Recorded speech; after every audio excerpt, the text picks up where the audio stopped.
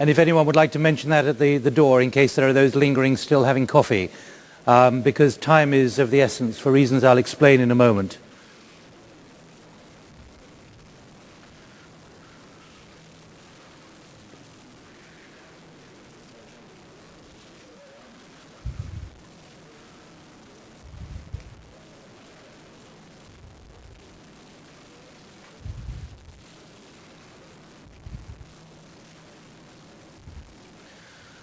Well, welcome, and I am going to get underway because Vice Premier Perez has just arrived from Jerusalem.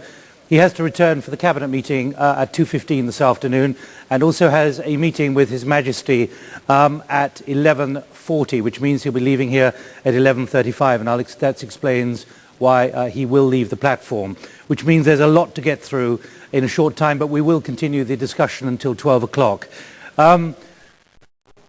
It is clear that a lot of clarity is needed at the moment, and a lot of questions are out there. We're looking for a lot of answers, and that's simply what we're trying to do in this session. The title is Peace in Pieces, Dealing with Violence. It is about an audit of where we are literally here at 10:45 on a Sunday, here gathered in the Dead Sea in the Middle East, working out where we are, particularly with what's happening in Gaza, the status of the Mecca Agreement, the Riyadh Agreement, and so many issues on the table at the moment. Amma Musa, can you give me your views about where things have got to, please?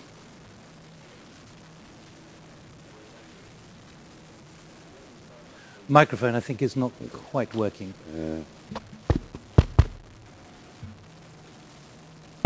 That's better. Let me start by saying that the Arab world, the Arab countries, have adopted a unanimous and collective initiative offering the hand of peace to Israel. The main elements of that initiative are, one, that we, the Arab side, are ready to implement all the commitments or the obligations that we are supposed to do under Security Council resolutions and the basic documents of any peace treaty. The second is that we expect that Israel does the same. And the third is that under those conditions that both parties have honored their commitments, we are ready to turn the page to normalize and recognize the state of Israel together with the state of Palestine, a viable state of Palestine within the borders of 1967. What we stressed in the initiative are the basic files. That is the withdrawal, Jerusalem, the rights of refugees, the state of Palestine, and therefore those files, our position is that they have to be put on the table to negotiate in accordance with the principles laid down in Security Council resolutions, the principle of land for peace, and other basic documents, including the previous agreements that have been signed between Israel and the Palestinian side. Therefore, the offer is a comprehensive one. We're not talking only about Palestine, but we are talking about the Syrian territories and about the Lebanese territories. The point is that this document, or this initiative, has been proposed, has been on the table since the year 2002. We have reaffirmed again that position in Riyadh this year. Until now, we received no answer, no counter-offer, no ideas, only gestures. Let us meet, let us have some handshakes, let us talk generalities, the concept of a solution, the political horizon for a solution. This we consider a matter that would really be a big waste of time. And as the King Abdullah, said the other day here in the Dead Sea, we consider this year, the year 2007, as crucial. We want to reach a conclusion when it is possible and when this window of opportunity is open. Another point concerning what we have received from Israel so far. All negative messages. And I'm glad that Shimon Peres is here in order to listen to what we have to say directly. A, the continuity of the practices in the occupied territories, meaning building settlements, building the wall, excavations in Jerusalem, the changes in the demographic composition of the territories, geographical character of the territories continues, unfortunately, something that introduces a very disturbing development in the whole situation. The second point, negative message, dealt with the way the reaction to our initiative was expressed. It should be one statement, official statement, that it should be amended. Yes, there are some elements that are good. Of course, the good element is the normalization, but the rest are considered to be bad elements. And the third one, the reaction of Israel, or the Israeli policy, to the Mecca Agreement, the national unity efforts, the efforts to bring together the Palestinians, form a national unity government, move ahead and negotiate and defend or try to protect the interests of the Palestinians. So this is the situation. There is an Arab offer, a comprehensive one, and against a set of negative answers so far, and the absence of any expression of the readiness to have peace with the Arabs based on the withdrawal, the realization of the Palestinian state, and solving the problems or agreeing on the solutions for Jerusalem and for the refugees and other basic elements that form the conflict between the Arab world and Israel. I'll ask Vice Premier Peres for his response in a moment, but specifically on what's happening in Gaza and the absolute imperative created by the Mecca Agreement 2 months ago with King Abdullah.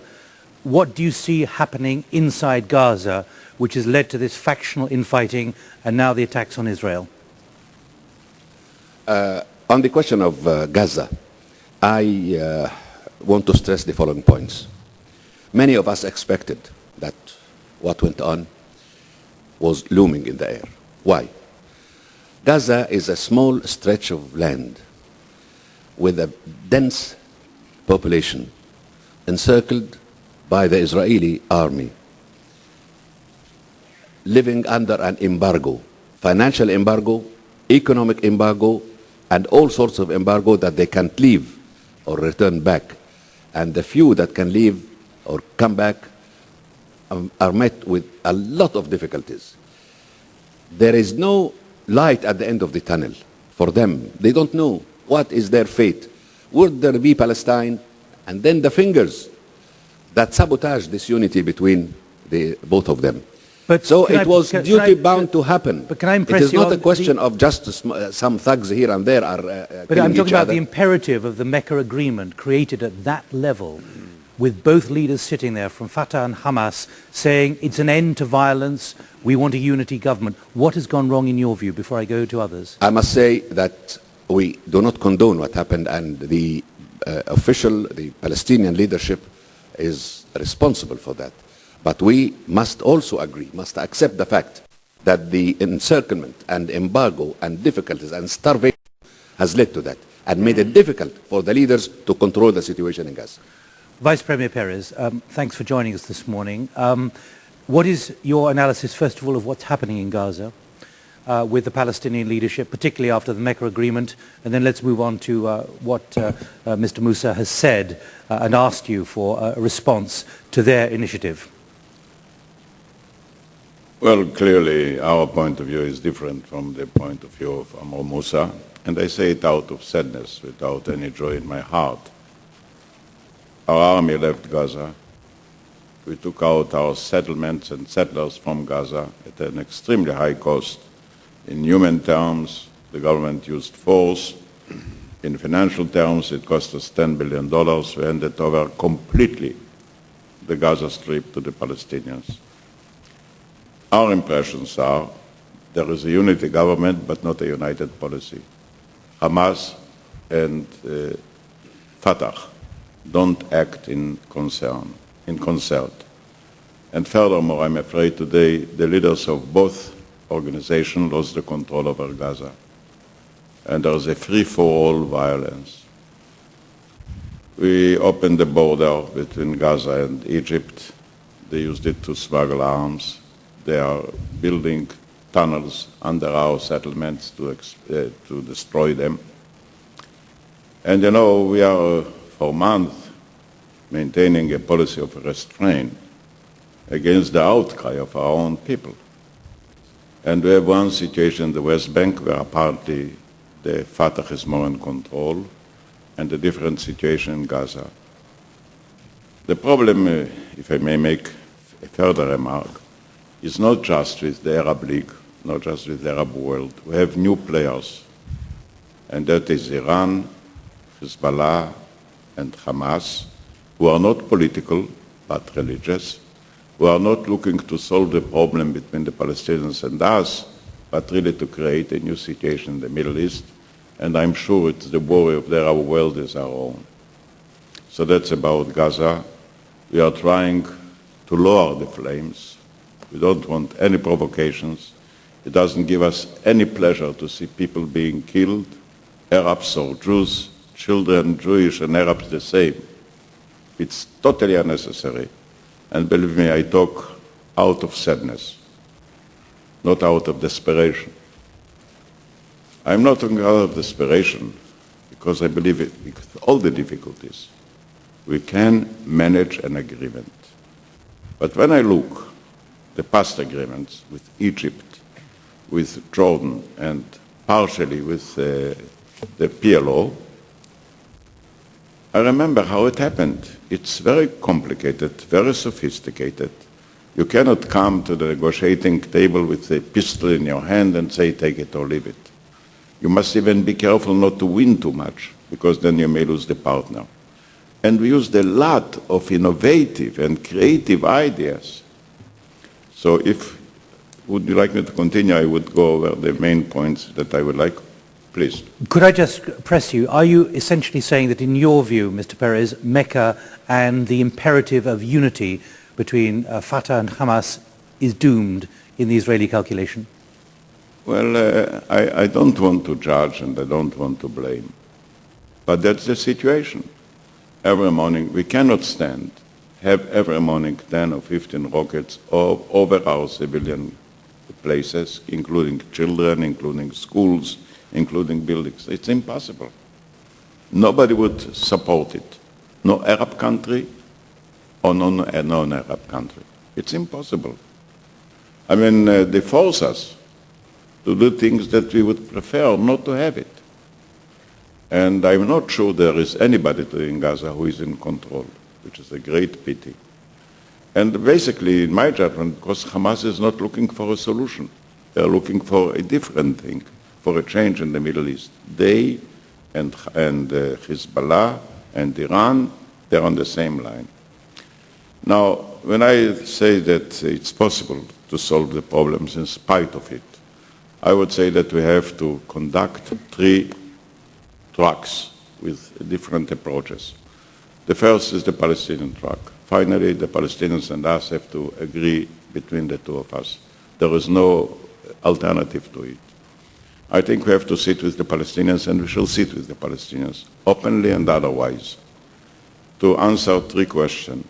How to facilitate the daily life, which I know is very difficult for the Palestinians, and very problematic for us, for the Palestinians because they are under many obstacles to run their normal life, for us because of security problems. We have to sit together and try to find a solution, what bothers each of the two of us. The second must be to offer the Palestinians, and we shall do it, a political horizon, not just how to settle the daily life, but also to introduce also hope. And the third is how to build a different economy. That's the second track that I want to say. You know, the Middle East is divided into two sorts of countries, the oily country and the holy countries. It so happened that the Jordanians, the Palestinians, and us are holy countries. We are holy because we don't have oil. If you don't have oil wells, the only alternative is the spring of knowledge, the science and technology. We are sitting here at the Dead Sea is disappearing.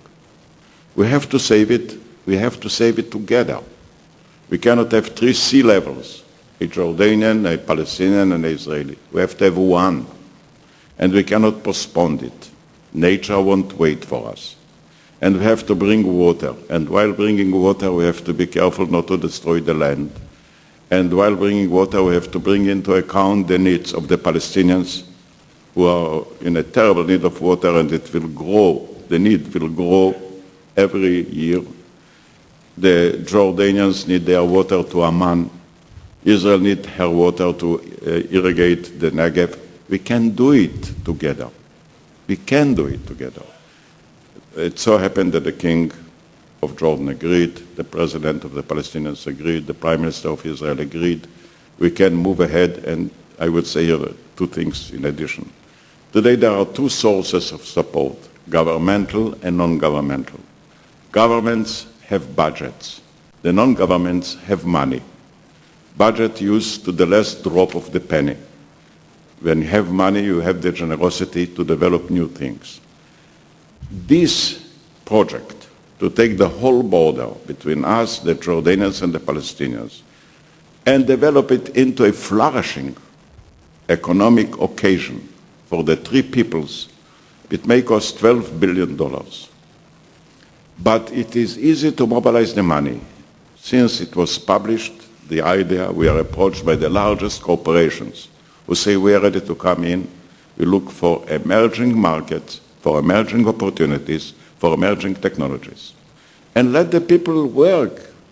Let the people elevate their standard of living. They cannot live just on donations. They can create their own money. It will cost $12 billion. We got a project from the largest planning company in the United States, 6,000 engineers. And they say the income will be $18 billion a year for the Palestinians, for the Jordanians, for the Israelis. And we can start right away. There is no real obstacle to do so. And we have to move ahead economically parallel to the political negotiations. Then I want to say there is the Saudian proposal and the Arab League proposal. I welcome the proposals, so I don't agree with all the details. And I said it and I repeat it, over the last 100 years we never heard this sort of a music coming from the Arab side, which I welcome. I said it laughingly. We have music, we don't have yet an orchestra. But doesn't matter. I think the Arab League has proposed, fine, we shall make a counter-proposal. We shall come to the Arab League, we shall come to the Saudis, whoever wants, and say, gentlemen, we studied carefully what you have to say. You have your views. We also have our problems. You cannot negotiate by exchanging debates. So let's sit together, air out our differences, and I want to say, out of knowledge, that the difference between Arafat and ourselves when we started was by far greater than today. The differences between President Sadat and our Prime Minister Begin were also very deep. We thought they are unbreachable. And the same was with Jordan. And yet we said days and night. We looked at every detail. We tried to find a compromise. I want to tell you again laughingly, one of the problems was about the Palestinian identity card. And the Palestinians insisted that this will be a Palestinian passport, and the Israelis insisted that it should be a laissez-passer. So finally we agreed that it will be both, passport and laissez-passer, provided the passport will be written in small letters and laissez-passer in large letters. Then the Palestinians came, and what happened is that the passport was written in large letters and the laissez-passer in small letters. Who remembers it today? At the time it was a thorny issue. So, Amu, if you're serious and we are serious, let's sit together. You must understand that you cannot send us a document and say, take it or leave it. It's not done. So what kind of process, Mr. Baird, what kind of process we do you are ready. see? What kind of timeline from the Israeli side? I'll tell you. We can make our proposal. We can send it to the Republic. We can send it to the Saudis. Let them decide how to negotiate if they want. We are ready to negotiate in any way, not instead of the negotiations with the Palestinians, in addition to it, because the Palestinians are our immediate party, not instead of the economic development. It shouldn't be postponed because people are going hungry. Why? We can change. And believe me, I was myself surprised to see the offers we are getting from all over the world to build a new life, to build a new region, to save the Jordan River, to save the Dead Sea.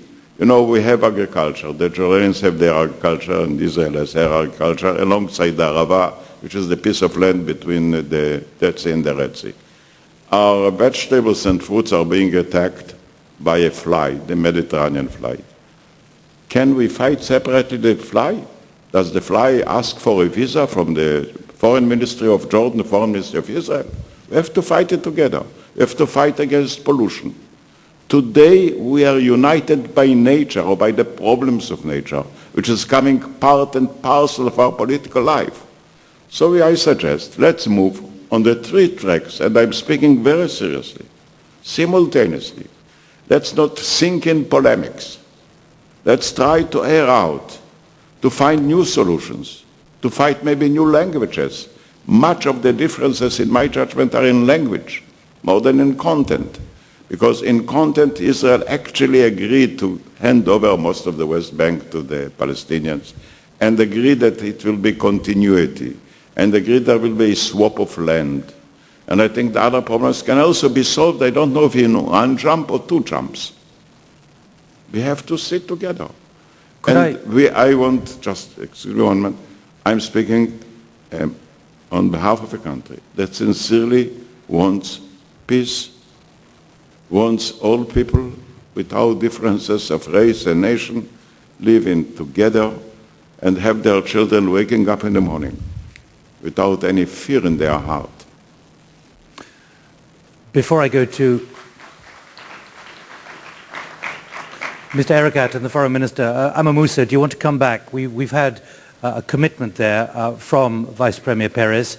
No timeline at the moment. Is that the kind of language you would like to hear from Israel? With Shimon Peres, I always remember a saying in Arabic, أسمع كلامك يعجبني أشوف أمورك أستعجب.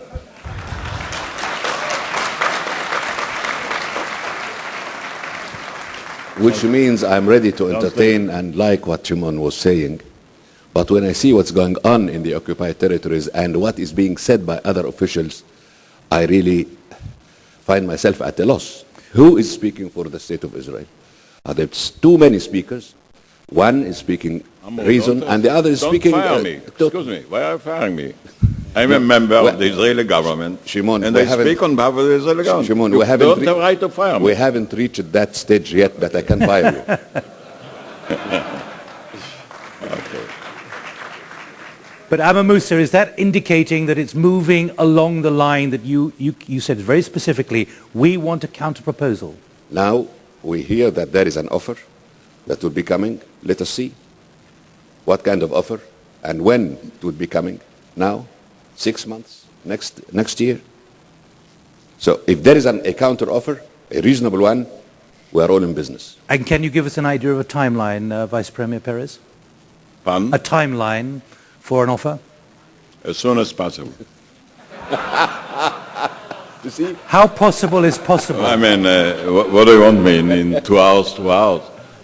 Well, I'm telling you, this is the position of the government of Israel, to make really my good friend Amor not to be worried. We are ready to make a counter-proposal. We are ready. We don't ask that the League will change its proposal or the Saudis will change their proposals. We shall come. By the way. It is the same. There are not two proposals. The Saudi has become the one, Arab. so we shall save time. Okay. There is no we shall Saudi save proposal. time, and we are ready to sit with whomever you want the Saudis, the Arab League, and we shall propose and we shall try to air out the differences between us. I admit there are differences. I don't want to mislead. But what are negotiations for? Because there are differences, you have to negotiate.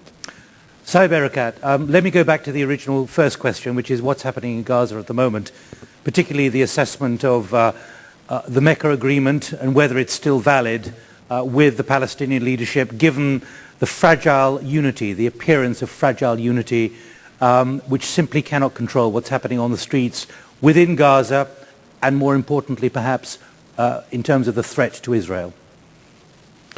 Thank you, Nick, and thank you, Mr. Peres. Thank you, Mr. Musa. I want to begin with Gaza, and to begin with, I think when we see to it that absence of the rule of law, multiple authorities, multiple guns, we get what we get in the streets of Gaza. I don't think we have the ingredients for a civil war in Gaza. I don't think we have the ingredients or variables that can interact to produce civil war in Gaza. We don't have an economic parity versus something else. We don't have even any differences in our social, religious, whatever. I believe when people like us who are under occupation witness the destruction of their command centers, communication centers, training centers, the police forces in general, that's the net result. We should not have tolerated any authority other than the one authority, the one gun, and the rule of law. And that's what Mecca is all about. The most important element in Mecca is that, number one, negotiations with Israel is the jurisdiction of the president and the PLO. Secondly, you respect the democratic results. And what we're witnessing in Gaza is the growth of what I would term as a Mogadishu syndrome. This will stop. President Abbas is determined with the Prime Minister, with his cabinet, to introduce the security plan to restore law and order, the one authority, the one gun. If we cannot help ourselves as Palestinians, nobody else can. I think our Arab brothers, Saudi Arabia, Jordan, Egypt, Amr Musa, did their best, but now the onus was on us. Having said that, to those, I think I'm sitting with economists. Let me give you a picture about Gaza. Gaza is 362 square kilometers, 1.4 million people, 5.2 annual population growth, the highest on earth. We have a refugee camp in northern Gaza called Jabalia. This year, beginning 2007, it is populated 76,000 people to a square kilometer. Compared to Manhattan, 24,000 people to a square kilometer. I'm not asking you to imagine 6 persons in a square meter. But look at this situation. Last year, since June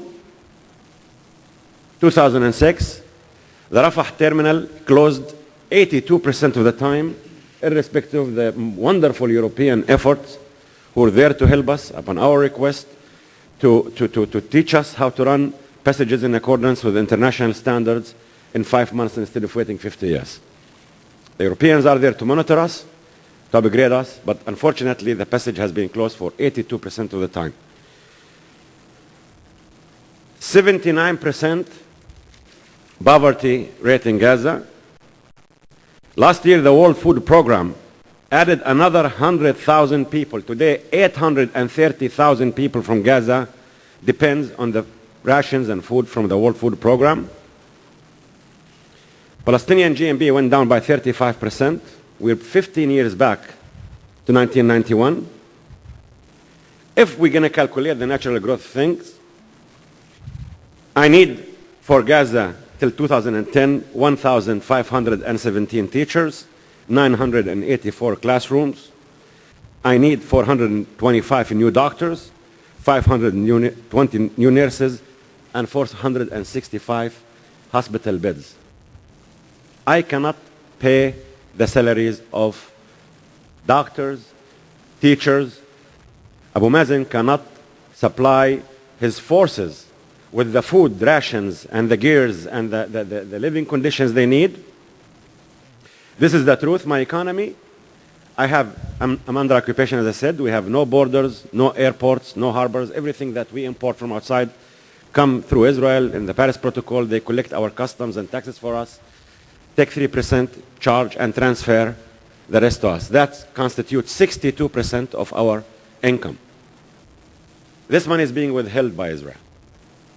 Without this money, thanks to the Europeans are not part of the siege. Last year, 2006, Europe paid us $35 million a month, which is more than any month since 1994. But they're paying for individual cases. Food stamps nations. This wonderful social fabric, economic fabric for the Palestinian, the most highly educated people, the people who have reached the 96% literacy rate by the end of 2006, are being turned into food stamps society. I'm not trying to complain. I know that life is not about fairness or justice. What I'm saying is that this situation in Gaza, I don't have what it takes to run proper security force to restore the one authority, the one gun, and the rule of law, meaning the equipments, the guns, and the money for them. The siege continues, all right? With this population growth, with this biggest prison on earth, what do you expect? What do you expect? Don't tie Abu Mazen's hands and legs and throw him to the sea, and if he doesn't swim, you can blame him for not being a partner because he can't swim, and if he drowns, he's no good for you. Don't drown him. Nature in the Middle East will not be natural without the Palestinian state, Mr. Peres. This is the truth. And we have come in our generation, we have come and recognized the state of Israel right to exist in peace and security on the 1967 border alongside the state of Palestine, side by side in peace and security. Mr. Peres, our negotiations have finished. Today it's time for decisions. It's time for decisions. We don't need to reinvent the wheel.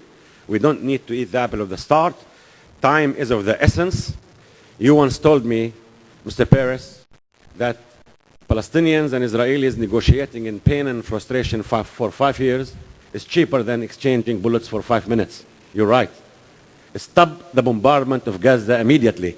Let us restart the truce between us immediately. We are willing to engage now in sustaining the ceasefire. Yes, we need to stop the internal fighting. This is a dark chapter in our history, putting me in this embarrassed position, putting Palestinian leadership in this position. This must stop, and we're not going to hide anything. We're going to be very transparent, very accountable in front of you, because Palestine is your issue too. We cannot do anything. This is the truth. Now, as far as the Arab League proposal, this is the most important thing Arabs have done since 1948 in their political strategy, Mr. Peres. Now, what's the Arab proposal? The Arab proposal is telling you, solve the issues reserved for permanent status, Jerusalem, border settlements, refugees, withdrawal, and you'll have 22 Arab flags in Tel Aviv, and you'll have 22 Israeli flags in Arab capitals. Now the question, will the Arabs do the negotiations on my behalf? No. It's going to be you and us who will have to sit down and agree upon solutions in all permanent status issues. Now the question, what I'm afraid of when we hear this kind of conversation, and I don't mind offer, counter offer, but time is of the essence. The catch here, if Israel is looking for a way, a window, sneak and normalize with the Arabs before the withdrawal to the 67 border, Mr. Peres, this will not happen.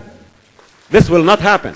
When the Arabs met in Riyadh and said we want peace as a strategic option, they are telling you we want peace as a strategic option with you, but our peace will not be at any cost.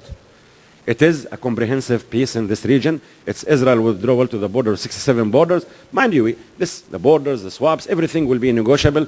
And we, Abu Mazen, extend his arms to you to begin immediately and engage in negotiations in order to specify the end game. And the end game here is a two-state solution on the 67 border, plus minus swaps agreed upon, and all issues that we know about.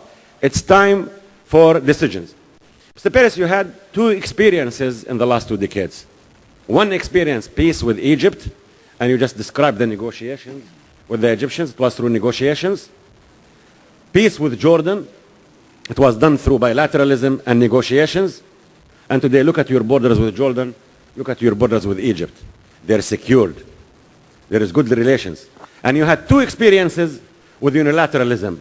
Withdrawal from South Lebanon and withdrawal from Gaza. And look at both situations, which demonstrates to you that unilateralism does not work. Negotiations and bilateralism is the way to achieve agreements that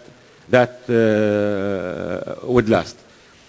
I want to say here, what's needed from us as Palestinians, number one, immediately in Gaza and the West Bank, restore the rule of law, the one authority, the one gun, make this government work, because we need, governments must govern. And we urge our government to accept international legality, the rule of law, the two-state solution, to engage and support the political process. We need to separate governments from the functions of factions. That's true. And we need to build institutions, accountable, transparent, the rule of law. We have done mistakes. Yes, we did many, many mistakes. But the chance for us, we need through a meaningful peace process. Now, what is needed from the international community immediately? Lift the siege. Palestinians, I gave you some numbers. We're suffering enough. We're living in big prisons. It's enough the consequences of the war. It's enough that we don't control our own water. And to come to the international community for the first time in history of mankind and impose sanctions on people who are under occupation, you're destroying us. You're destroying our social fabric. The impact on the peace process, on moderates, on this region are enormous. Please resort to the policy of wisdom, farsightedness. You're not punishing political parties. You're not punishing anybody. You're punishing my wife, my children, my neighbor, my students, my farmers. You're punishing the good Palestinian people who try to achieve peace and live in peace and let live, and that's the truth. Lift this siege immediately, because the consequences are enormous. Every morning at 6 o'clock in the morning when people open their eyes, Gaza Strip require 450 tons of flour for bread, 78 tons of sugar, 77 tons of rice, 17 tons of medicines, 263 tons of animal feed, 45 tons of cooking oil, 23 tons of canned food, plus. They are people just like you. Imagine that this comes to Israel. Sometimes it's closed, sometimes it's open. The milk for the children, whatever. What we need from the Israelis, why can't you tell them, Shimon, I accept the Arab Peace Initiative. Accept it. And let's negotiate with the Palestinians immediately on the end game. And can a force you to accept anything you don't want? Of course. Jerusalem will have to be agreed upon, refugees, borders, settlements. That's the essence of negotiations. We're not going to dictate on you. We cannot. We don't have the power to dictate on you. Engage. Tell the Arabs, I accept the Arab Peace Initiative, and we will do the negotiations with the Israeli. That's how history is made. My last point here, when I say time is for the decisions, the region is going through a lot of labor pains. We're all going through labor pains. Israelis, Palestinians, Egyptians, Jordanians, Saudis, Iranians. This region, if we leave things to conflict and wars and trying to settling differences by bombardment and guns and wars, this region is doomed. This region will go to the 21st and 22nd century in the vehicles of darkness, extremism, and so on. Stop it. It's time for regional dialogue. It's time to put all the important parties in this region for dialogue. We realize that the U.S. borders are with us. We realize the shared responsibilities that we need from all of us. Two things are needed, and that's my final comment, Nick. One is peace between us and the Israelis. We offer our hands. It's doable. It's a two-state solution. Let us engage immediately. And when Israelis say, who do you negotiate with? Abu Mazen is your partner. He's the elected Palestinian president. His commitment to peace is unmatched. Secondly, if Palestinians reach an agreement, will the government do anything? We will go back to national referendum as PNC, as the Mecca Agreement specified. What do you have to lose? If we're weak and you're weak, don't you think that an agreement of an end game now can post the rating of Mr. Olmert to 70% instead of the current percentages? Will it not strengthen Abu Mazen to tell his people that I have this political horizon for you? And the second thing we need to focus on, and I will say it, we need, aside from the peace with the Israelis and the Palestinian state, we need democracy in the Arab world. Anybody who says Arabs are not ready for democracy is a racist. The combination of peace and democracy will produce moderation, stability, economic development, and nature will not wait if we don't do the same things. Thank you very much.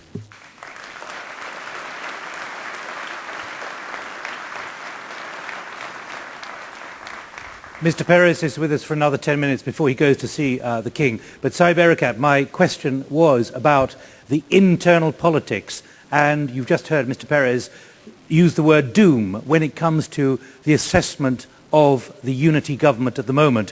When you have the Prime Minister saying all security organizations should follow instructions issued by the political leadership, the very clear impression is that the political leadership are not being listened to by those who feel threatened now. That's why I addressed myself, Nick, on the... If I can say, because I have to move in a few minutes. First of all, I want to say to my dear friend Erekat, you said the major problem for many years was that Israel should recognize the need for a Palestinian state on the side of Israel. We did it. We brought our right wing of Israeli politics, headed by Ariel Sharon, to recognize the two-state solution. Don't forget it. That was the major obstacle at the beginning. You know, you solve it, you solve it. Secondly, and here you provoked me, so I must answer you. The difference between the peace that took place with Jordan and Egypt and the peace that didn't take place with Lebanon and Palestinian is, among other things. The Egyptians have one government, one army, one policy. Alas, the Palestinians and the Jordanians have more than one government, have more than one party. The Palestinians, sorry. The Palestinians. It's okay, Abdul. Let it go, يا أخي. No. سكنا على هذه كمان عبد الله. No. I respect the Jordanians. I think they have an excellent government, an excellent system, and they made a lot of progress. And I wish the Palestinians would do likewise. It's not unilateral. It's the multilateral situation on your side, not on our side. What is wrong that we left Gaza? What crime did we perform? So please, let's not go into those arguments. And Lebanon we did according to the United Nations. They complimented us. We did everything they asked. But the problem of Lebanon is not Israel, but Hezbollah. And the problem of the Palestinians is not Israel, but Hamas. And we take the very same point that Abu Mazen asked Hamas to negotiate with Israel, to respect the agreements, to return the captured soldiers, to stop violence. We are at the same view. We have the highest respect for Abu Mazen. The problem is, again, not us, not you, it is the Hamas. Let's face it. You can't escape it. Now, about the economic situation, we opened the border with Egypt. They started to smuggle arms. Not only that, we wanted to hand over, there was a developed agriculture in Gaza. Hamas destroyed it, God knows what. We have had industrial parks. They bombed it. They put 100 kilo of dynamite in one of them. What do you expect us to do? Look, you must also, you think we want to see anybody killed? We agreed to everything you wanted. Palestinian state, economic development. We took your policy. There's no difference between Abu Mazen and us. The problem is, from our standpoint, not to reach an agreement, but to implement it. And you are talking, and we are talking about having one gun, one government. Have one government, have one gun, we shall have one peace. Thank you. Nick, I just want to say, Mr. Per, that my message here is about what is holding us from negotiating, what is holding us from bringing the end game. Why can't we? The shooting in Gaza. No, leave. We did not have a shooting in Gaza a year ago. The shooting in Gaza, you know, we wanted to do many things in the West Bank. in Jenin, they're all the time they're trying to send in car bombs. All the time we got 70 warnings every moment, every day. What do you want us to do? We have to defend our people too. Look, you must understand, you're not alone, and we are not alone. You must understand that for us, security is the first priority of a government. We cannot permit people to be killed for nothing. Two states. The three demands of Abu Mazen, Economic development. Final status. We're ready to negotiate. The problem, you say, time is for decision. I agree. The first decision is to introduce security. Otherwise, all the other decisions are not worth a penny. Mr. Peres, there is a difference between security and defense. We recognize you in the defense of the borders, but security cannot be attained through more settlements, more walls, through more less. All I'm saying, security, if you give Abu Mazen an end-game agreement and he goes to the Palestinian and tell them, this is my political horizon, this is the Palestinian state, this is your freedom, this is your liberty. You're going to be independent through this peace process, and you're going to be free, and you're going to be sovereign. This is where the security comes. There is a big difference between defense. You have 5,000 tanks, 2,000 planes, and I don't know how many naval vessels, but this doesn't provide security. Security is provided to you by peace. When a person is being killed, he doesn't know what is the difference between security and defense. We have to protect the life. Of all the definitions are theoretically the same. I'm speaking for Arabs and for Israelis. I respect their life and our life. I respect their freedom and our freedom. I respect their pride and our pride. I don't see any discrimination. I don't ask for any superiority, or I don't suggest any inferiority. You have the right to your independence, and we support it. You have the right to security, and we support it. You have the right to economic development, and we are for it. And the same with us. That's it. Let us do it. Let us translate it to a realistic political track, Mr. Peres. Let us do it. Well, I shall excuse myself. Thank you very much.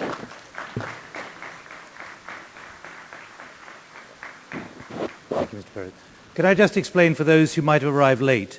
This was by agreement because Mr. Peres has a prior appointment with the King, so this was fully understood by everyone on the platform. Mr. Erekat, can I just go back to that question I asked about Prime Minister Haniyeh saying, issuing instructions, all security organizations should follow instructions issued by the political leadership. Now, given the deep concerns which will be expressed at the cabinet meeting in 2 hours in Jerusalem about the escalation beyond street fighting internally in Gaza to the attacks now on Israel, is it possible now for that level of confidence to be restored about the ability of the unity government to oversee and control security? Yes, I think so. How will it be done? I think there was a plan, security plan that was developed between the president and the cabinet and everyone else. As I said, if we can't do it, if we can't help ourselves, nobody else will. And I believe the national unity government has this plan and it must be implemented. And I'm telling you very frankly, Nick, one, restore law and order, the one authority, the one gun. We're not doing this for the Israelis or the Americans or the Arabs or the Europeans. We're doing it to preserve our social fabric. Abu Mazen is determined, President Abbas is determined to exert every possible effort. The government there is his government, to give this national unity a chance. And this is why I urge the Israelis to move immediately to sustain the tahdi'ah, the ceasefire between us on a mutual and reciprocal basis. The situation, I'm not saying that's going to be easy. I'm not going to say that we have magic sticks to change it. But we are determined to do it. 99.99% of the Palestinian people are with you on this, with the one authority, with the one gun, and I believe it's going to be doable. But you did describe this as a dark chapter, given the clear message it sent to the Israelis, particularly the new attacks on Sderot. Is this retrievable to restore confidence in what is a pretty fragile Israeli leadership at the moment? Well, on 25th of November 2006, we reached a common understanding with the Israelis in a mutual cessation of hostilities, including Qassam rockets, including assassinations, incursions, and so on. What we need now is not to allow this ceasefire to break down totally. Security cannot be attained through incursions and assassinations and settlements. This will add to the complexities, add fuel to the fire, because violence will breed violence, bullet will breed bullets, and hatred will generate more of the same. And if Israel thinks that they can get security through more incursions and assassinations, we have seen this movie before. We have tried this for 5 decades. I believe now it's of the essence for us to stop our internal fighting and to have a sustainable ceasefire with the Israelis and to re-engage in the peace process with the combination of the Arab peace proposal and President Bush's vision for a two-state solution and the roadmap, the quartet's roadmap, which I don't see any contradiction between either of them. Right. What we've done so far is try to lay out the groundwork, certainly between the Palestinians and the Israelis, as to where it is literally at this moment. Let's broaden the discussion to involve Jordan and also the international community, the European Union, and the view from Congress in the United States, with a Republican and a Democrat congressmen here. Can I ask you, first of all, Foreign Minister Khatib, the King has issued an appeal a couple of days ago saying, essentially, listen to me, appealing for calm in Gaza.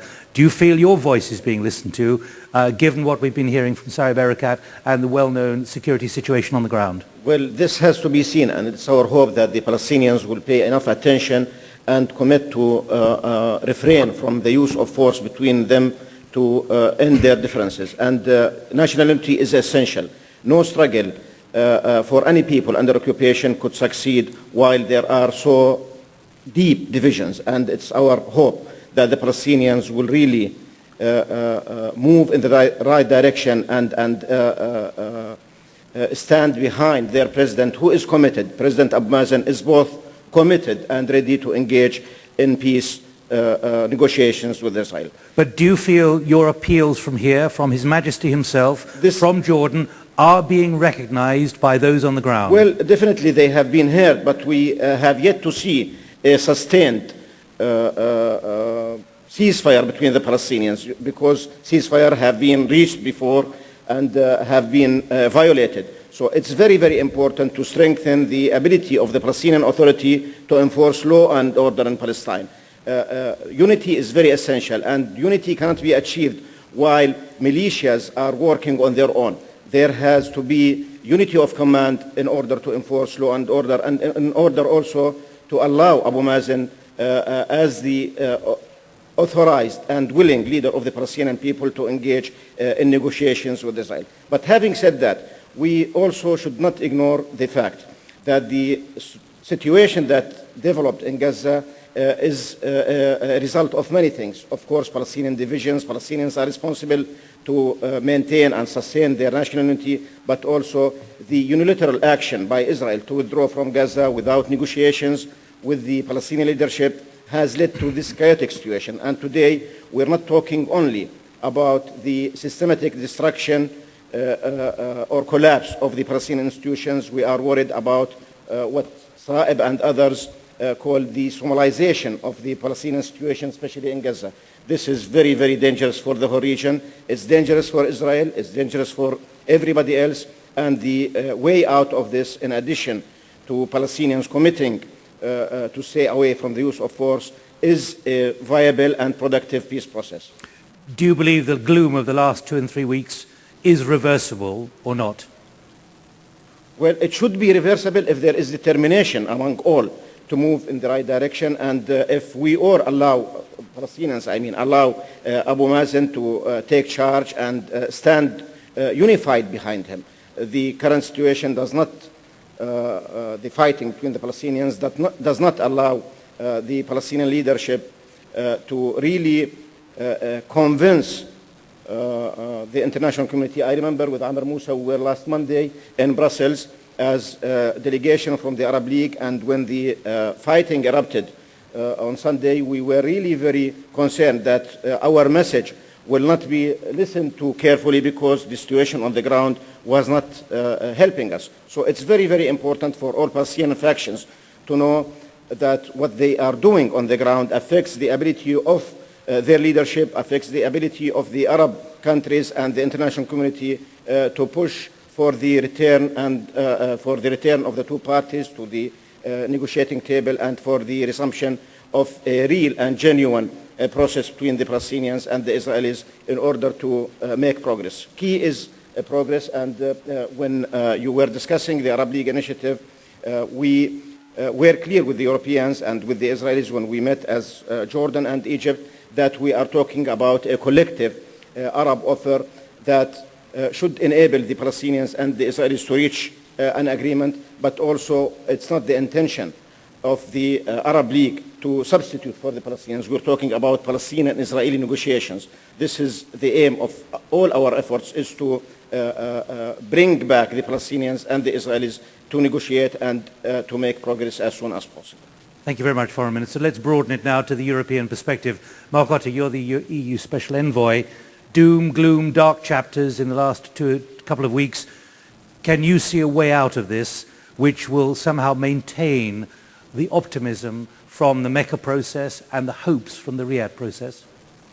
Well, first of all, I think, as Minister Khatib said, Palestinian national unity is essential, and it's absolutely tragic that Palestinians would be divided in confronting the challenges that they are now facing.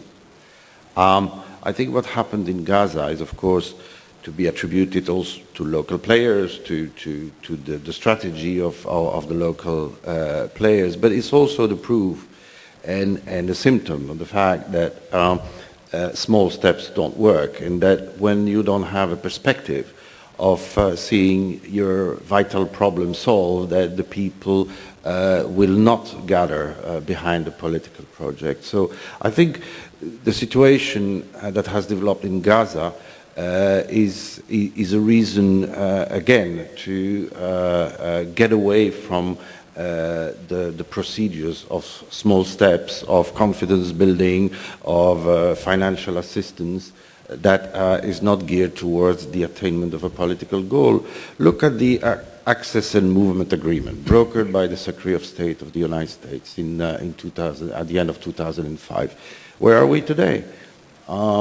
Most of the agreement has never been implemented. And I think the reason for that is not that it doesn't make sense to have this agreement, it's because there's no motivation for the parties to actually make the sacrifice and to have the foresight of doing it, because there's no political perspective. So I think what's happening in Gaza shows once again that it's urgent to tackle the core issues, to solve conflict, not to build confidence. And of course, solving the conflict doesn't require to identify the problems. The problems are well identified. But solving the conflict will change the mindset of the people. It will reach the objective of ending the occupation, of suppressing, eliminate the sense of double standards, eliminate or erase the sense of alienation that is prevalent in the region. So I think I like the idea of Shimon Peres of a multi-track approach where the parties sit together and try to solve the core issue of their conflict, territory, refugees, etc., but at the same time prove to each other that they're willing to go in that direction. And I would add a third dimension, which is what His Majesty the King said in his interview the other day, is that we have already in parallel to work towards what happens after the peace. After you've solved the core issue, one must think about a security regime, an economic model for the region, a cross-border cooperation. I think it's very important. How much has, though, that day, the day after peace, been delayed by the events of the last couple of weeks in Gaza, given the impact that it's left and the fear that it's going to be very difficult for the unity government to control security across Gaza with the resultant continuing threat to Israel? I think the days after peace have been delayed for the last 50 years, I'm afraid. I think well, we know that, but I'm just in terms of your judgment. It's difficult to make a prognosis. I mean, we've seen these cycles. We've seen every year people talk about a window of opportunity, about a new opportunity for peace. I think what has been lacking is the will to seize the opportunity, not the fact that the opportunities were not there. So I think it's a moment of leadership, the will to find the necessary leadership in the region, of course, between the parties, but outside the region also. That requires to bring all the parties to the table, all the parties who are party to this conflict, not only a selective group of people. And I think that's in this context that the Arab League Peace Initiative is very useful and is a central piece of a new effort to really solve the conflict, because it requires to bring all the parties to the table. And beside that, then we will have to, as European community, as United States, as members of the international community, to adapt our tools to the political goal, which is the end of occupation and a comprehensive peace in the region. Right. Let's talk about adapting those tools. Let's get two views from the United States, from Baird, a Democrat, Congressman, and also Christopher Shays, Republican. Now, there is a very strong view, which is that in many ways America, while there's been a lot of reliance on America, is being marginalized in this process, that it can't really contribute very much, that the solutions have to come from within this region, bilaterally, as we've just been hearing, from the Arab League as well. Is that the impression you are leaving the Dead Sea with? Baird. First of all, I think we're leaving this visit much better educated. We by no means come as emissaries, but as listeners. And the impression is twofold. His Majesty's message of the day after peace is a profound message, because if we don't have something positive to look towards, it's hard to know where we're going. At the same time, the stories of loss and challenge facing the Palestinians, the poverty in which so many Palestinians live in, but by the same token, the fear on the Israeli side of rockets coming in on a daily basis are moving to us. That's why we're here, to try to support the notion of peace. I think, frankly, it is not a disadvantage, but an advantage that the recent initiatives are emerging locally. The United States obviously has an interest, but it is in all of our interests to see peace emerge, and that best peace will come if it's locally driven. I believe we ought to embrace very strongly the initiative from the Arab League and look at that as a starting point for peace. And the majority of people in this region, in the world and in the United States, I can assure you, desperately want peace. The missed opportunities, the loss of life, the horrific expense in dollars and lives is a tragedy for all generations. And the majority want peace. We need to embrace that majority on all sides.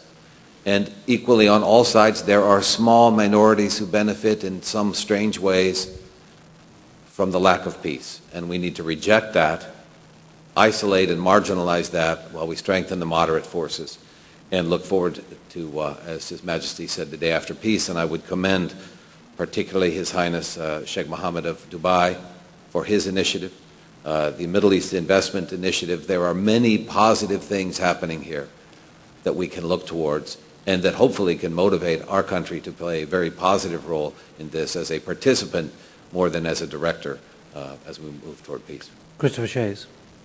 Thank you very much. I'm struck by looking at this magnificent audience and then looking at my colleagues here, how important it is that Europe and the United States be on the sideline in the sense that these issues have to be resolved by the region. I want to say that I've been in Congress 20 years, and in the last 8 years, I've been to this region more times than I can count. The more I'm here, the more I learn, the more I realize I don't know. But I want to project one thing that I feel is important. So you can at least, we talk about the Arab Street. I'd like to just mention a little about the American Street. First off, the American Street wants peace in the Middle East more than you can imagine. And we believe that the conflict between Israel and the Palestinians is the most important issue. Not because there's any linkage between that and Iraq. I think it's a minimal linkage, but because it is just too important. My concern is that when I look at the Mecca Agreement, tremendous thanks to the Saudis for the effort. But what they did as we looked from the outside is they helped marry Hamas and Fatah to one government. But we view Hamas as a terrorist organization, a very violent organization. We don't think it is a natural thing to have a government be a government in the day and a terrorist organization at night. And that's why you don't see us push Israel to be negotiating, because we would be as reluctant and as angry if someone said, after particularly September 11th, and the irony is here that it married us closer to understanding what the terrorist threat is and a more patience in some ways with Israel. And so what I'm saying to you is this: there has to be a resolution to this issue. Mecca Agreement is incomplete if it doesn't require Hamas to recognize Israel, to recognize past agreements, and most importantly, to renounce violence. That is absolutely essential. Can I just ask both of you, Congressman, about whether the Mecca Agreement and the unity government has in any way changed your view of Hamas as a force, political or otherwise? Brian Baird. The challenge is that the rhetoric of Hamas, as Chris said, I think is from our perspective, not yet rhetoric that would lead to a comprehensive and lasting peace. We don't yet hear Hamas embracing verbally the two-state solution, the right of Israel to exist, the renouncing of violence, and that is a problem. We desperately want to see peace. We think there are many factions here that share that, but as long as one entity is saying they're not willing to recognize that, it's very difficult for us to accept that. Having said so, it should not constrain our willingness to help the Palestinian people, and indeed our government has been rather generous with aid to the Palestinian people directly over many, many years. And we should continue that and do everything we can to alleviate the conditions of poverty within the Palestinian situation, because the individuals on the ground are not responsible for what Hamas may say rhetorically in public. And Congressman Shays, in the last 2 months, has the view changed at all, in your view, of what Hamas stands for and its ability to be a significant political force within a unity government? The answer is no. And I'll tell you how I react to just my colleague, Mr. Musa, when he says we don't condone violence. That is the most understatement that I can imagine. You need to condemn violence. You need to be absolutely outraged with the violence. But to say we don't condone it is a message to us that somehow you accept it.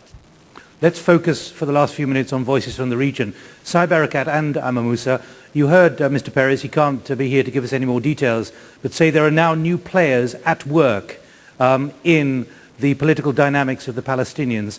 He mentioned Iran, he mentioned Hezbollah, and others are talking about the role of Al-Qaeda. Is that going to make it even more difficult now for your unity government to maintain peace and security? Do you accept what he says? Well, I believe there are causes for everything in life, and things in life have their own way of natural growth. Desperation will always lead to desperate acts and thinking. If we dry the swamp of Israeli occupation, that next week will be 40 years. I was 12 years old when the occupation came to my hometown, Jericho. My twin daughters are marrying next month. I'm a baby, a grandfather under occupation. So get rid of this occupation if you don't want to see Al-Qaeda, if you don't want to see extremism. But these things are not born Arabs. And in Arab DNA, we don't have Arab-Muslim DNA, violence and terror and extremism and so on. Address the issues. That's what we're saying. But is it your assessment within your own security organizations that there are new threats to stability? It comes not just from Israeli intelligence, but others as well. If the peace process goes down, if Gaza's social structure goes down, the net result will be all the doom and gloom scenarios. It will be a total destruction not only on Palestinians, but on the region as a whole. But I want to say to my friends Brian and Chris, I think the U.S., it's time to shift your policy from the policy of what's possible to the policy of what's needed. You come to Israel, see what the Prime Minister of Israel can do, what he cannot do, and then shape your policy in accordance. This has not worked, and it will not work. Today, we have a good vision of President Bush's vision for a two-state solution. What's needed is to translate this into a realistic political track. Hamas, we did not legitimize. Hamas won the elections. That is the truth. Could I jump And into that? in accordance with our law, Hamas formed the government, but now the government is a national unity composed of all parties, and it's a platform in Mecca adhering to the number one, the president is in charge of negotiations with Israel. Secondly, honoring all agreements signed between the PLO and Israel. Honoring the Arab, moving the peace process in accordance with the Arab Peace Initiative. Now, I cannot go to every single party in Palestine and tell them you recognize Israel, recognize Israel. The government, yes.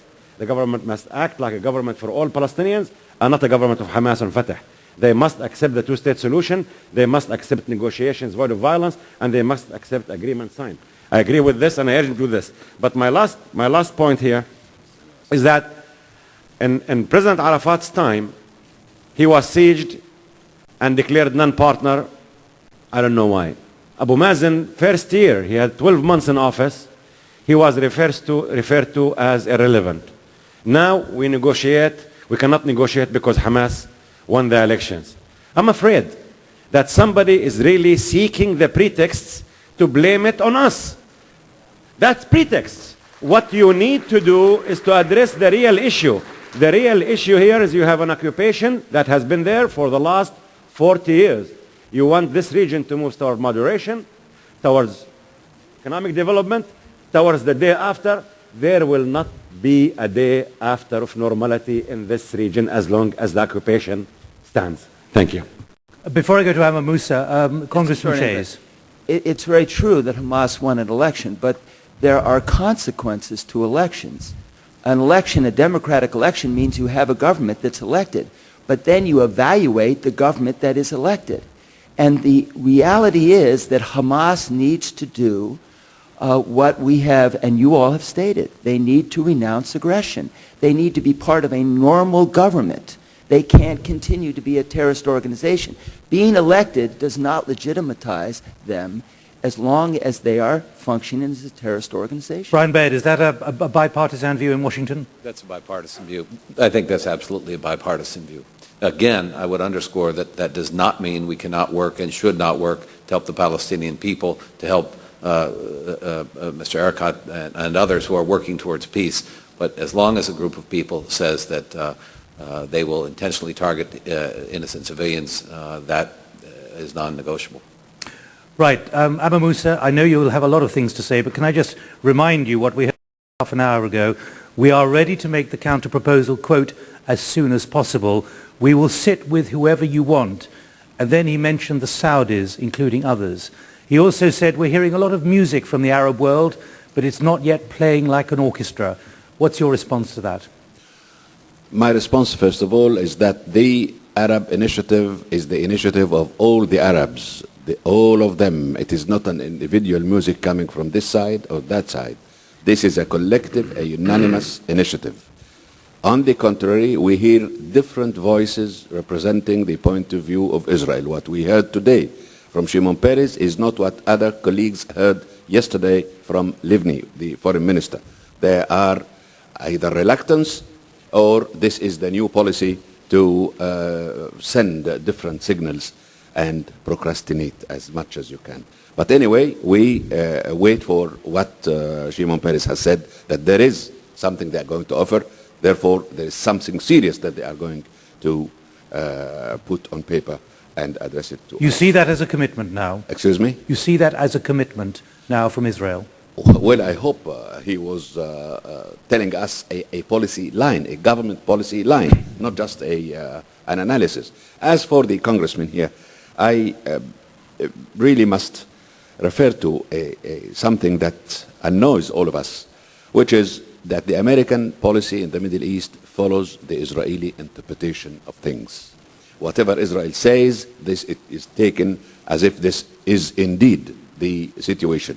So Israel said, considers Hamas as a terrorist organization, so Hamas is a terrorist organization. For us, it is not a terrorist organization. For us, it is an elected party and member of a national unity government. The phrase the Congressman has mentioned with a government in the morning and a terrorist organization at night, this, of course, is not true at all. The things are not conducted that way. And the point raised by Saeb, and I'm going to stress it again, the problem is not Hamas. The problem is not Iran, as Shimon was saying. The problem is the military occupation of the occupied territories.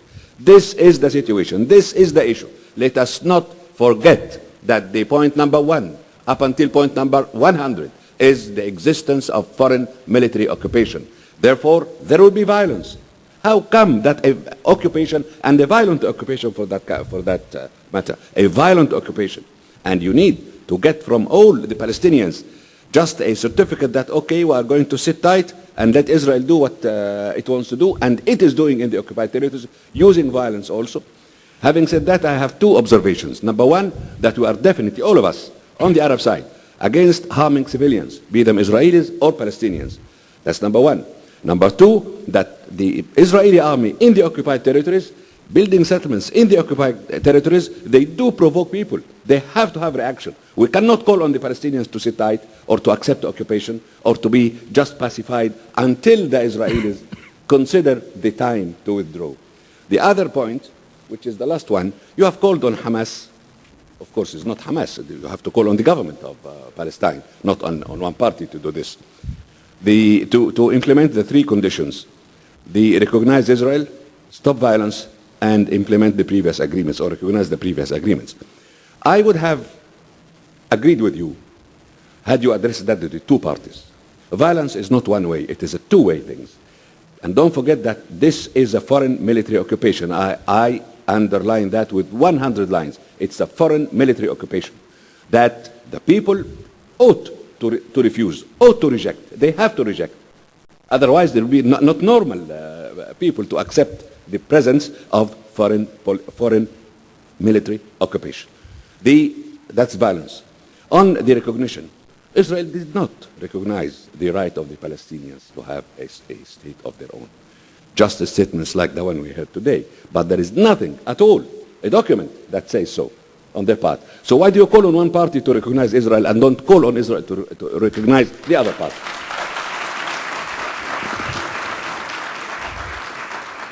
And the third one, about the implementation of past agreements. The record of Israel on implementing past agreements is a abysmal record. So call on them also to implement the accords. Congressman, do you want to just quickly come back before we go to the Foreign Minister? Just 30 seconds, if I may. First of all, our government, under President Bush, has called for a 2-state solution. So we recognize the legitimacy of a Palestinian state at some point. The border is yet to be determined. Second of all, I think you raise very important points. I think Chris and myself grieve when we see Palestinians killed and suffering and poor. I want you to understand that. I want to underscore that it is not just one-sided. And I think our government needs to do more to put pressure on friends on all sides to say, when we reach agreements, we need to honor those agreements, and we need to make sure we try to work together to make sure all sides prosper. I share some of your concerns in that. I think many in Congress do. The challenge is how to implement that. So I agree it is too facile for us to simply say it is all Hamas's fault. There are legitimate concerns and legitimate grievances that must be addressed.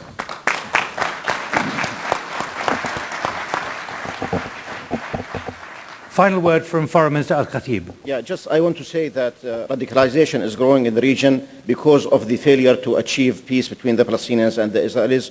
We want the international community to join us in convincing the Israelis to engage with the Palestinians in a productive peace-making effort. The aim of the Arab League initiative is to reach peace, is not only to have a process. We have a process for the last 16 years since Madrid. What we need now is political will to reach an agreement between the Palestinians and the Israelis. Thank you. Well, I think that's the audit we can give you at this time, midday, on Sunday the 20th of May. Who knows where it'll be tonight or later this week or next month. But it's been a very frank exchange. You've had a commitment from Shimon Peres, presumably subject to the cabinet meeting, as soon as possible, to offer a counter proposal. I'm repeating what he said, and my impression is that there's a mood on the platform which is the time for negotiation is over. It's about implementation. Thank you all very much indeed.